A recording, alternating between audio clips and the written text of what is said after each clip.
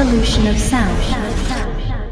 Beep beep, what's up ninjas? My name is Sam World and today I'm going to teach you how to write chords without knowing any music theory. Now for this tutorial you're going to need Ableton. However, if you're in another DAW like Logic, FL Studio, or Bitwig, maybe you have similar effects you can pretty much have and set them up in the same order. Now if you're ready, let's begin. Now here we are in Ableton with a grand piano. Now, what we're going to do first is go into the MIDI effects section and drag in a chord feature here. Now, the MIDI effects are always going to go before your instruments. So this may be a synth or whatever, and they can only be applied on MIDI tracks.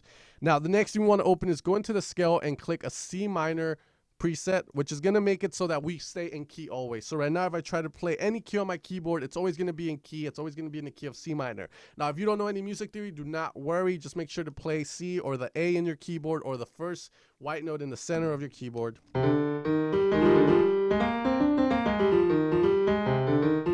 And no matter how hard I try, I'm still in key. So that's what the C minor scale does, the preset. Now, this is where it starts to get interesting. Now, in the chord, what we're going to do is start adding shifts. And what this is going to do is, let's say I play a C right now. I can use the chord feature to tell Ableton that I want Ableton to play 3 semitones up, 5 semitones up from where I'm at. This just means 3 notes up or 5 notes up from where I'm at. Now, if we put that +3 here, we're going to have just half of the C minor chord right now. You can see it sounds really nice. And then in shift 3, what we're going to do is add a +7, which will give me the full chord. Now from here, it's pretty much all out for you guys to have fun. Now keep in mind, this doesn't mean that you can just start playing random notes and it's going to sound good. You're still going to have to figure out some, catchy chord progressions in order to make it work. For instance,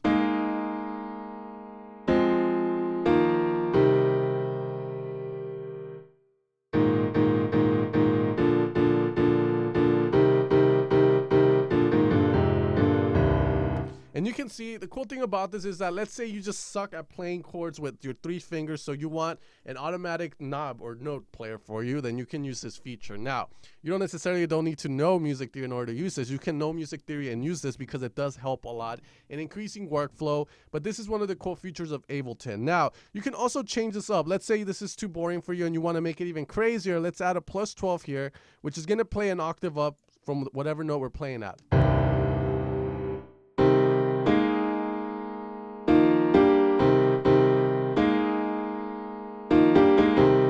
Now, the cool thing about the chord feature as well, and the last thing I want to talk about is the number below our knobs. The number below our knobs has to do with the velocity of the note. So let's say you don't want this note to stand out a lot. If your instrument has velocity features on it, you can make it so that this note plays softer. For instance, let's say we have this 12.